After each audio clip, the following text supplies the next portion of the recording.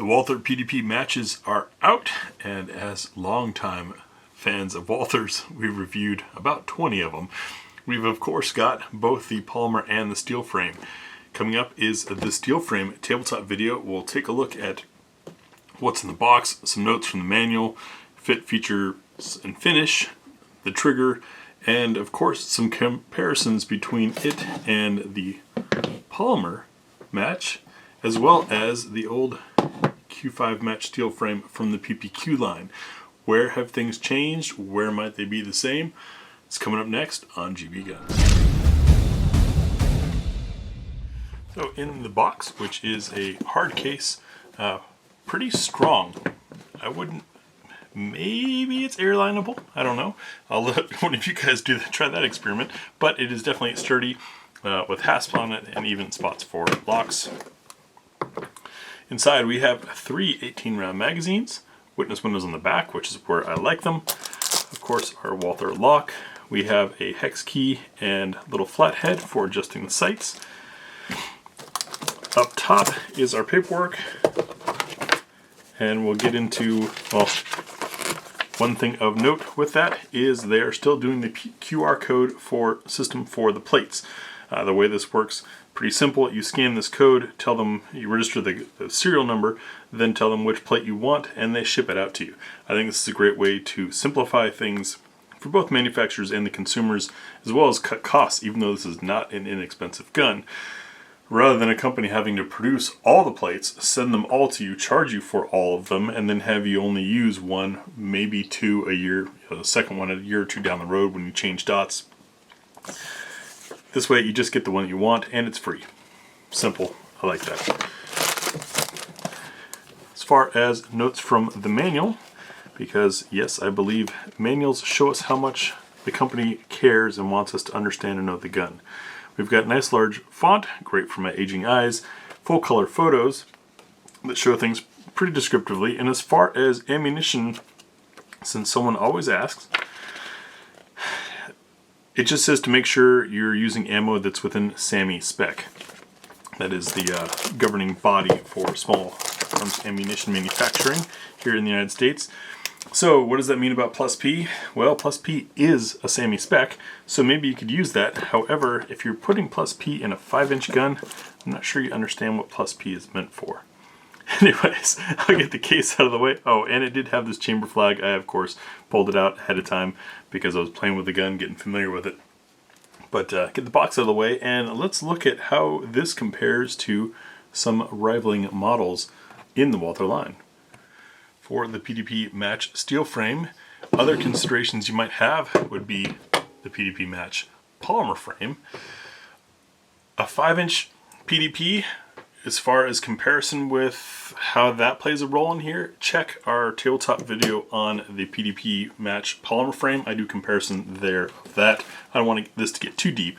And then of course, for the hardcore guys, the original Q5 match steel frame, this was from the PPQ line, which is what this new PDP one is effectively replacing. Now of course I have a dot on here and some custom grips, but the gun is essentially still its core. Where they're the same, where are they different? Now between the two current PDP matches, of course, it's pretty simple. Steel frame, polymer frame, and that results in more non-reciprocating mass sitting in the hand. I can pick up and whip this thing around pretty quickly. This guy sits in the hand. The ergonomics are also a bit different. I can show you some of that. You can see we have slight different trigger guard shapes, just slightly, but more radiusing underneath the steel frame trigger guard versus the flat shelf on the polymer. We've got, I guess you could say equivalent checkering, but definitely some different checkering. The texture is going to be different, and as you already saw on my Q5 match steel frame, the grip panel, which is a wraparound 2-piece that covers both sides and the rear, is interchangeable on the steel frame. Magazine well's the same, magazines are the same. The tang is going to be different. We have this stubbed off tang on the polymer that gives my knuckle plenty of room so you don't get that knuckle beat happening in there. And then on the steel frame, something I was elated to see that they carried over from the Q5 match steel frame is you see how high that radius goes there? That really sinks it into that corner of the hand and also allows that elbow room. But your hand feel is going to be a little bit different because of the weight. Now these two guns both have an empty magazine in them, but just real quick to show you, here's the Palmer match, 1 pound 11.2 ounces.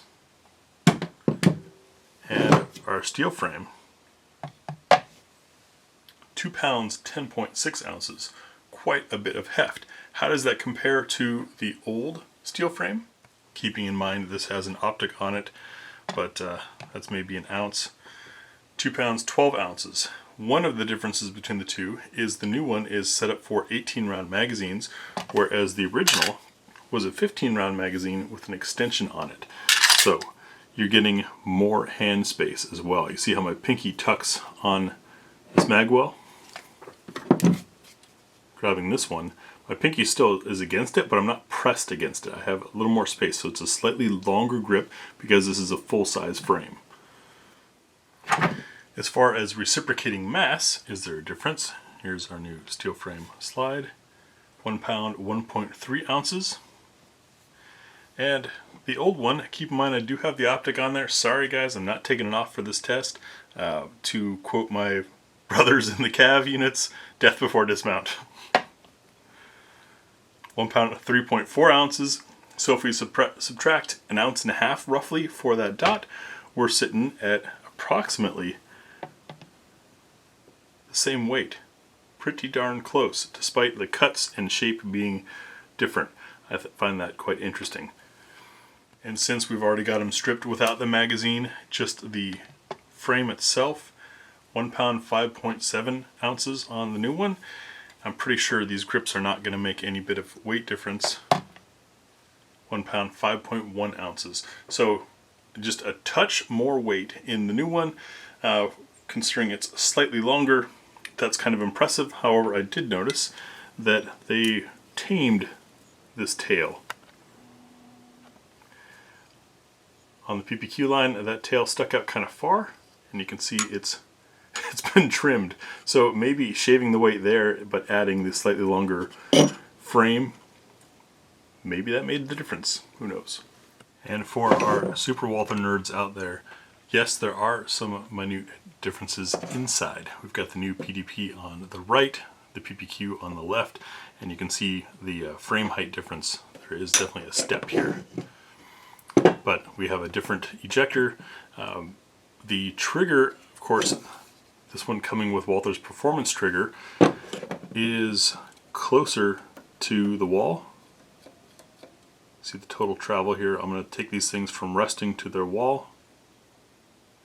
You can see there's a lot more movement on the PPQ. That's that performance trigger. It is awesome. But other difference, I noticed the locking block is a little bit bigger, shaped a little bit differently on the new one versus the old. And when it comes to the slides, you'll see we have some differences as well, like this polymer insert for using the shorter spring. More on that when we get to the field strip.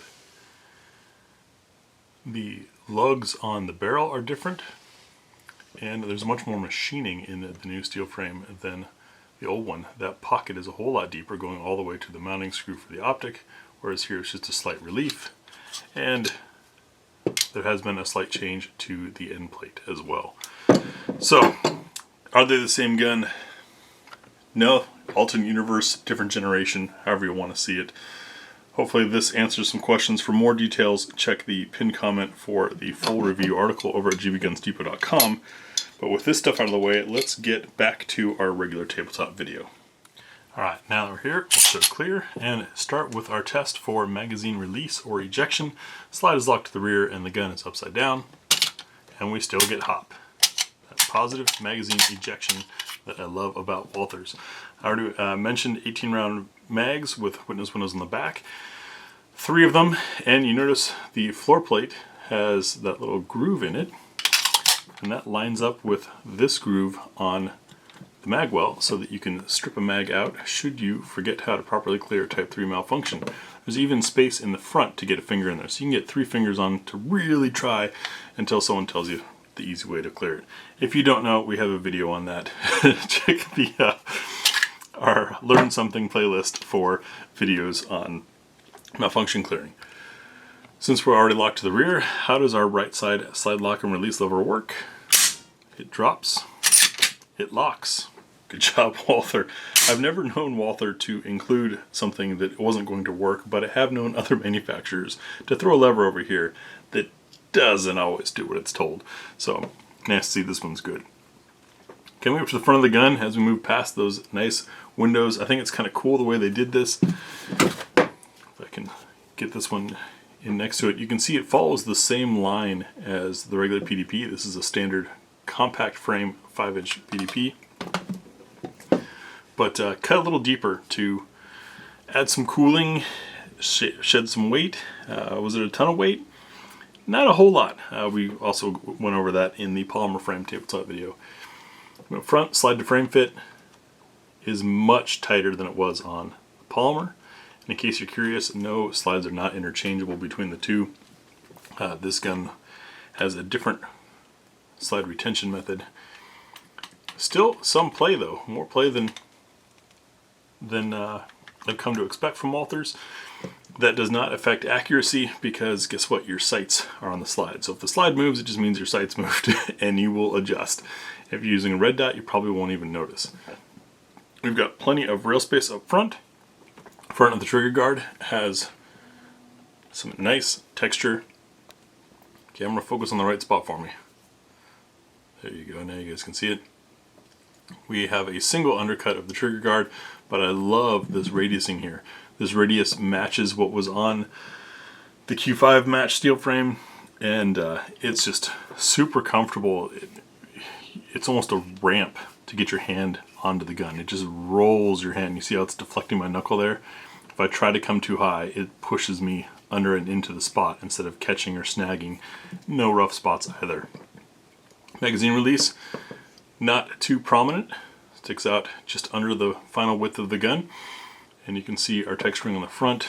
This machining here is what wowed me on the Q5. The way those lines kind of roll in, and then you've got that nice texturing, which takes us to the magazine well, which fits nicely. You can see it's not leaving an edge. It's maybe slightly narrower than the actual pistol, but that's better than it being too short and then having a slam step.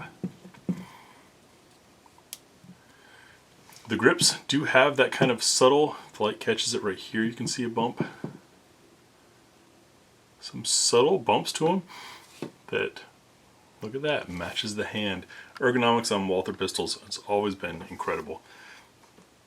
In fact, it's an old story now, but my first Walther experience was a P99, and I used to describe my first time handling one as I thought my hand was going to get pregnant because it just felt that good. It's a nice grip. That shortened beaver tail, is it going to be an issue? I have not done a ton of speed draws out of a holster on the old one, so I don't know, but that shaved a little bit off the tail end. Slide to frame fit in the rear is also very tight. You see we have adjustable, rather simple sights on here. However, unlike the previous generation, with this one, you retain your rear sight when you put an optic on there. This being a competition gun, and most of the gamers running dots anyways, I think Walther went simple on the sights just to ease production. They're not the only manufacturer that does that. Coming around the right side of the gun, the magazine release is reversible. While we're down here, we should probably do some trigger talk. If you're not familiar with Walther's performance trigger, it is available separately. In fact, I installed one on my old Q5 match polymer frame, and one heck of a trigger. It takes that Walther fame trigger to the next level. Our safety works. Well, watch this. That's the take up right there. There's the wall. Break.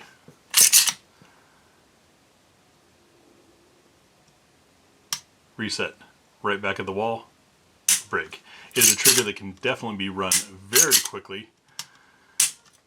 How does it differ from the old? Well, it's aluminum. You got a flat face with some contours there, so no sharp edges to greet your finger. Here's the old steel frame, rounded trigger, polymer. That's take up. Much longer. Squish through break, not the crispest. Still the short reset. And another squish through break. So the Walther Performance trigger has it ahead by miles, and I believe that is part of the increased price tag on these match models, because the trigger itself, though available separately, not too cheap. Next, we'll field strip it and take a look inside the gun. Now, unlike the polymer frame, we don't have the takedown tabs to pull down on. We instead have a lever. Hook to the rear, make sure you got a magazine out, of course, that it's clear. Rotate this lever upward, and it'll kind of come to a final resting spot. Ease the slide forward and release the striker. The slide will now come off the top. You guys already got a bit of a comparative look inside the frame, but now you can see plenty of steel everywhere. That was just dust and not a chunk. Yeah, that's filler from the test rounds. But nice and clean setup. Same thing with inside of the slide. Give you a peek earlier. Weird that they went with that polymer spacer there, but I guess that does reduce the reciprocating nose weight of the gun, so it should make for flatter shooting versus if this was steel. Browning action comes apart as normal. And one thing of note is that both of these 5-inch guns use what appears to be the same recoil assembly from the 4-inch gun. This one, however, is metal. I thought we had polymer in the polymer one. Let me check. And yes, as a matter of fact, we do. Here's the polymer assembly, if it'll stay on here. Coming in at 1/2 ounce. The steel one, 1.3 ounces. So nice. I know that's a part that a lot of people seek out aftermarket anyways. Increasing your non-reciprocating mass is a great way to keep the nose down on the gun. One more thing to look at, of course, is going to be our chamber fitment, chamber support. Do that using some Liberty ammunition, nickel plated. Corrosion resistance also decreases friction. And what we're listening for is a nice plunk as I drop this in. Does the round rotate freely? And it does. And then we want to take a look at how much of the brass beyond the shoulder is exposed. And you can see we've got a fully supported chamber. That's a good thing. Should a case want to rupture, keep stuff heading out the barrel instead of into your hand. I also want to believe that it makes for higher peak pressure than an unsupported chamber, right? Because the brass doesn't have room to swell. So the pressure should be higher, which should mean higher velocity. Of course, all Walthers have the stepped chamber in them, which we've tested and shown to have a slight increase in velocity over non-step chambers. With a 5-inch barrel, we're going to be definitely getting some velocity. As I put this back together, I'll tell you what we're doing in the range video. Of course, you will see absolute first shots through the gun. No warm-ups, no corrections. I just turn on the camera and start shooting. So you get the absolute first impressions from shooting this thing. Then we'll do full magazine +1 to see how these 18-rounders run, and the gun runs fully stuffed. Take it over to the What's for Dinner table to see what the gun will eat. Then the spinner for sights and trigger control. Followed by some practical accuracy shots, and then my concluding thoughts. Now, as a rule, I do not modify firearms before my initial review of them, which means I will not be mounting a dot on here. However, since this is obviously a competition gun and everybody dots these days, I'm thinking I should dot it.